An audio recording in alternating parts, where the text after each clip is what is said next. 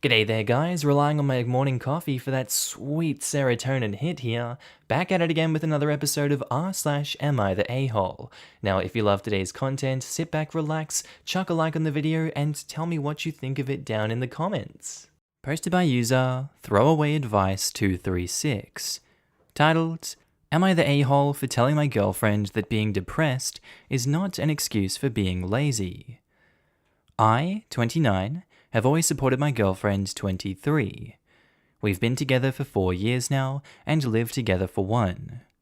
She has always had anxiety, as well as depression, where some months are worse than others. I have supported her through all of this and understand it is very hard for her. In January, she lost her job due to the current world circumstances. By March, she hit a low point with not eating as much, crying, irritability, the typical traits of depression.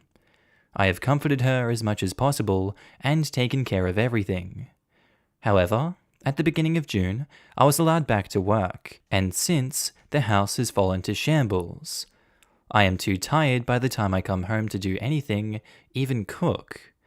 Most nights we order takeout, and on the rare occasion, she makes food.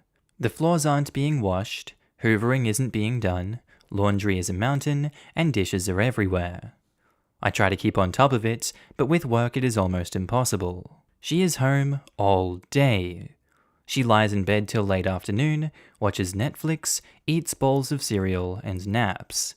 That's about it. I've tried to gently coax her to do more, and she says she will get to it, but never does. I finally snapped, told her I was sick of her doing nothing all day, and leaving the housework to me. That if she is here and I am working, she needs to be pulling her weight. She got upset and said that she wants to, but she can never find the motivation, that she is tired all the time.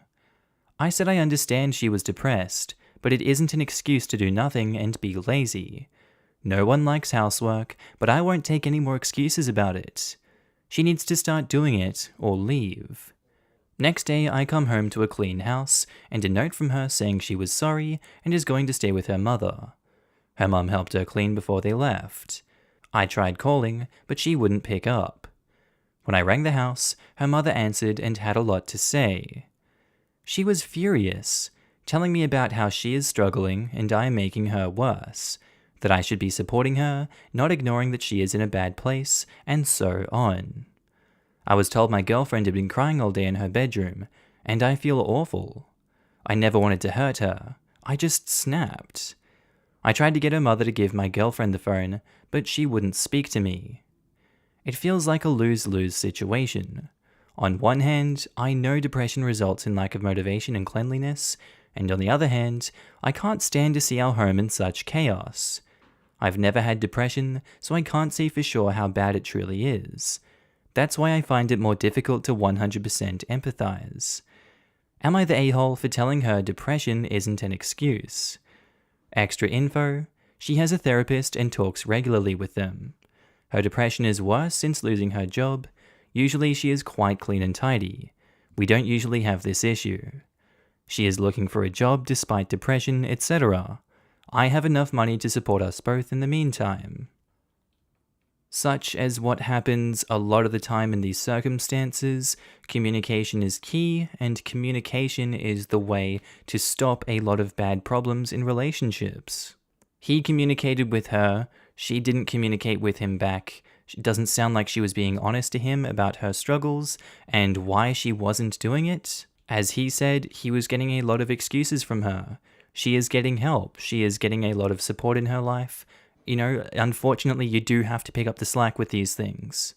And if him communicating and finally trying to get her to do her fair share of work is enough to get her to go back to mum and have to cool down for a bit, then so be it. Sometimes these things just have to happen, but OP cannot continue the way he's been going with her, and she cannot continue the way she has been going in the house. Something has to change.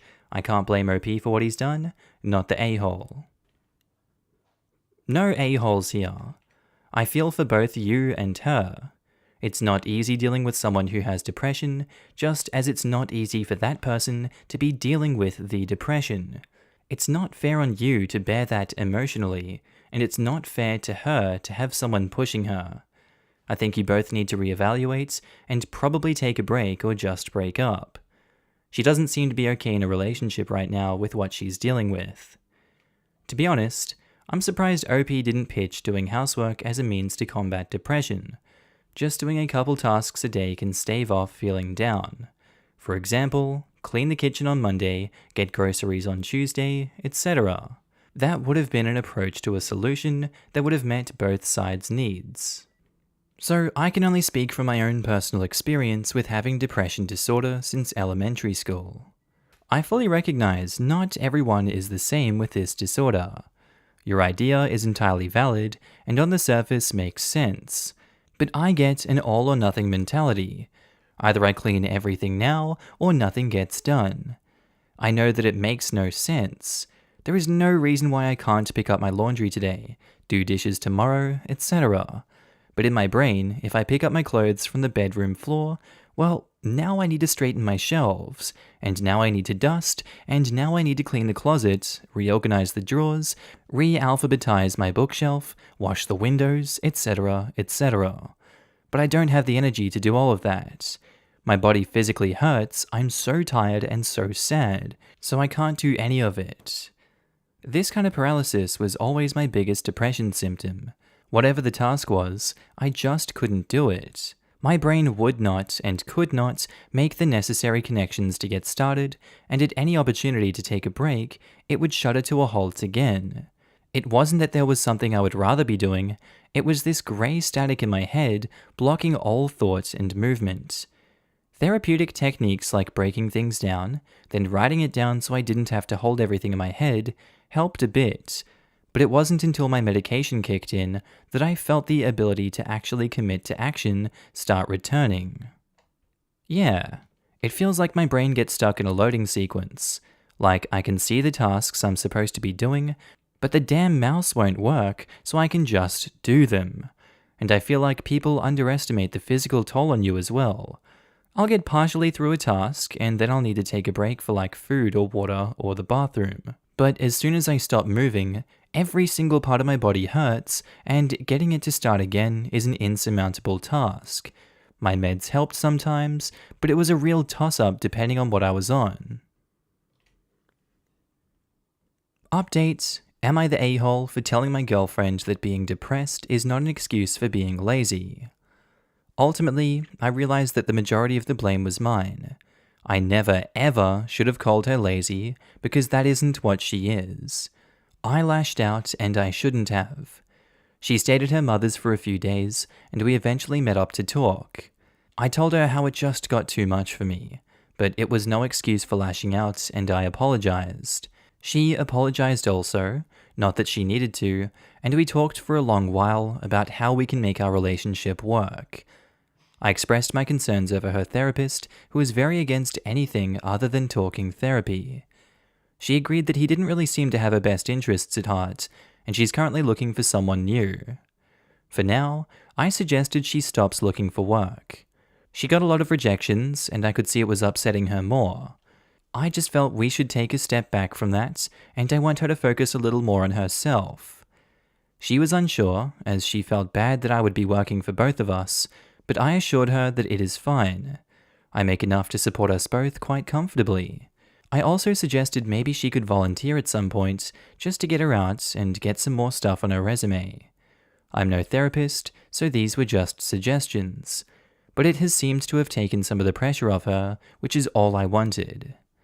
We agreed that being in the apartment all day alone and in bed is no good for her, so we came up with a plan that she do an exercise video 3 times a week.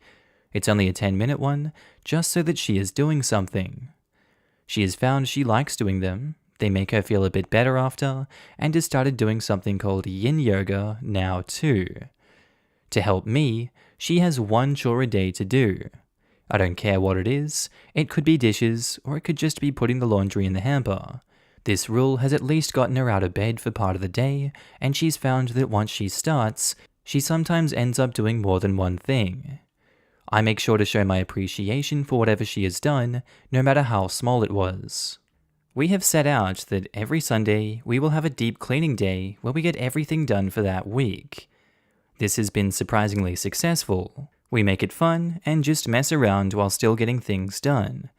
It makes the week a lot more manageable when we only have light chores to keep on top of. She's trying more, and I am also working on being more supportive about her depression. I'm researching it more and learning ways I can help her because it is a part of her. We are both putting more effort in and communicating a lot better. I hope we keep making progress because I do love her very much and want us to work. It's so nice when these things have a happy ending. Good job on working on your issues and communicating properly. This does seem like a great example of a couple coming together and talking about their issues. Not only that, but they gave each other space and waited for cooler heads to prevail so they could talk honestly and without tempers flaring. They get an A++++. They're going to make it, I can tell. Totally. On a related note, this is why I hate the cliche advice often given to couples to never go to bed angry. Nah, man. What good does it do to stay up and add exhaustion to the argument? Speaking as someone in a marriage with that rule, it's less about insisting on staying awake until things are resolved, and more about recognizing that anything can happen, and not wanting to risk having major regrets. Both my husband and I lost our mothers very young. I was 18 when my mother died, he was 23. And we have both suffered a tremendous amount of loss since, including family and very close friends. In the case of my husband's mother, she fell into a coma very suddenly and spent a month unconscious in the ICU before dying. My own mother died of cancer, but lost her ability to speak very suddenly as a result of a serious seizure. We both learned the consequences of leaving things unsaid, so neither of us want to risk going to sleep or leaving the house ticked off in the off chance something could happen to either of us. That said, we both readily acknowledge not every argument is easily solvable, so there have been times when bedtime has gone like this. I love you with everything I am. I know that we are going to work this out. I just need more time to cool off before I am able to rationally talk it out. Hugs and kisses, we can both rest easy. I'm not sure every couple with that rule is the same as we are, and we get that it's not feasible or understandable for everyone, but it's important to us. Posted by user I Love Pizza 32, titled, Am I the a-hole for siding with my brother and sister-in-law over my parents? My brother and my sister-in-law have been married for 6 years. I love them both dearly. They adopted a little girl about a year ago. My parents were happy about this too, at first. They got really angry when my brother and sister-in-law announced recently that their daughter would be their only child and they do not want biological kids. My mum and dad lost their crap. They told my brother he had to get my sister-in-law pregnant. He was the family's male heir and he would have to have a biological son to carry forward the family name. This makes no sense to me, nor my bro and sister-in-law. It's not as if we're a family of European royalty. Who gives an F about the family name in this day and age? Well, my parents do apparently. They've been berating my brother and guilt-tripping my sister-in-law, making her feel like she's taking something away from our family. On one occasion, they actually suggested that my brother leave my sister-in-law if she didn't want to get pregnant, and he have a son with another woman. What's even worse is that they've stopped paying attention to my niece. Earlier, they would call and talk to her almost every day, but ever since they were told about my bro and sister-in-law's decision, they've stopped calling her. This pees me off, and has deeply saddened my bro and sister-in-law. The child is 3 years old and does not deserve this kind of treatment. Yesterday, when I called my brother, he seemed very upset. He told me that mum and dad had called him and they had talked about something unrelated. When he asked if he wanted to talk to their granddaughter, they said that they'd talk to their real grandchild when my brother came to his senses and decided to give them one. I was angrier than I've been in a long time. I called my parents and unloaded on them. I told them how selfish and cruel they were being and how dare they take out their anger on my niece, along with a lot of other things that I can't even remember. My mum started crying as she's not used to being yelled at. I understand that yelling at them may have been a bit much, but I just can't believe how awful they're being towards a kid. So, Am I the a-hole, or are they? Edit. Some people have been wondering how my parents would act when I have kids. No need to worry about that since I won't be having any. I made this clear to my parents years ago, and yes, they threw a fit over this. I'm pretty sure I've already covered this one, and OP going off at them, absolutely not the a-hole. It's understandable why they'd be upset that they don't get grandparents, but it's not their choice in the end, and it's not their place to pressure their kids into having biological kids that they don't want. That's just stupid, archaic thinking. They have no actual reason to be upset. They should be happy with the grandchild they have, yet they are not. So for OP to do this and go off at them and put them in their place, you are not the a-hole. Update. Am I the a-hole for siding with my brother and sister-in-law over my parents? It's been 4 weeks since I posted the original story.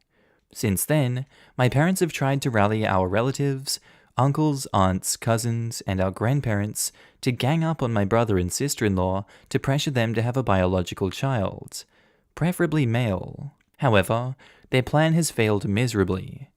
Most of the relatives told them that they were being crazy. Cousins repeated some of the things that I had said to them. Uncles and aunts told them if they did want a biological grandson, there was no excuse for the way they were treating my niece. Even my grandparents, who were quite old-fashioned, admonished them for their behavior. My brother has banned them from his home. I've banned them from mine, and this ban will stay in place until they start treating my niece like their granddaughter, i.e., the way she deserves to be treated. I feel like my grandparents shunning my niece hurts even more because when she first became a part of the family, they appeared to love her. They would speak to her on the phone, play with her when they visited, but all of that stopped when they found out that my brother and sister-in-law won't be having any biological kids. They just rejected a little girl for no fault of her own.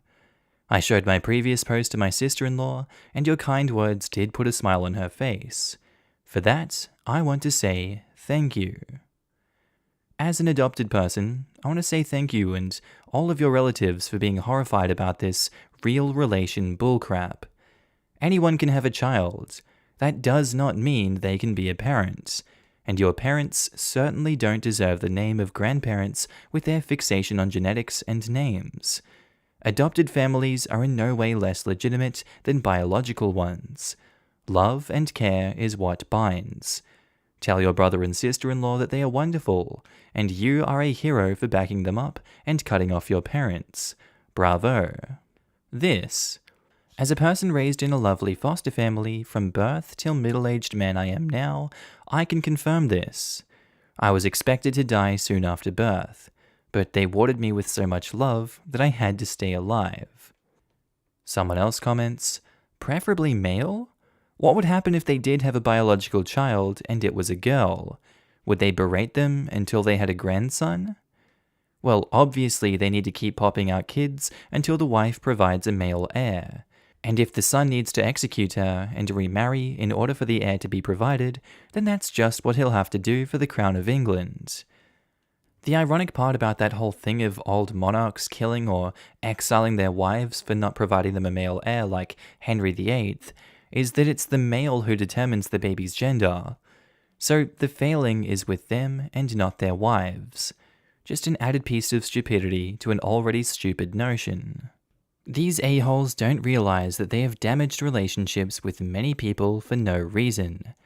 They already have an image of a crazy couple, and it's only going to get worse. Well done sticking to your brother and your niece. I hope they aren't stupid and delusional enough to not realize that now. Given that they've now alienated virtually every member of their actual family in the pursuit of a hypothetical legacy that might not even happen even if bro and sister-in-law wanted bio kids, I'm not optimistic. Yeah, I remember that post. It was a doozy for me as an adoptee to read too. Honestly, you should keep this ban in place no matter what until the kid decides otherwise when she reaches an age to decide with clear logical reasoning. They have shown their true colors. They have shown how they truly think of her and her adoptees by extension. I wouldn't want people who think that poorly of a child to be around them no matter what. Your last post infuriated me. This post infuriates me. I'll eventually get to the sadness part. Stay strong, love that niece to bits, give my thanks to all your family members. You all are one amazing family for throwing out that kind of blood first and genetics matters BS. Okay, and I think that's where we're going to end today's episode, guys. As always, I do hope you enjoyed it and maybe even learned something from these stories. Just want to say a quick shout out to my Patreon subscribers and my channel members. You guys should be on the screen right now. If you do see yourself, I want you to give yourself a little pat on the back for being amazing and supporting me on this channel, this little journey we're going on the YouTubes. I really appreciate it, and you guys enable me to do all this amazing work. So if you do see yourself, I love your face and I'm happy to see you. Also guys, if you want to pitch in your own support, you don't have to, but channel links are down in the description below to support the Patreon, the channel membership, whatever you want to do. It's kind of like tipping me if you feel like I'm doing a good job on this channel. I will be opening up avenues for content on those in the future. Just right now I'm kind of bogged down and stuck in Ireland, but you know, it is what it is. Anyway, guys, with that said, I do hope you have a wonderful day today. Whatever you're up to, I'd love to know down in the comments below. I do hope you have a good day, night, sleep. Whatever you're up to today, tell me, and I'll see you in the next episode, guys. Bye.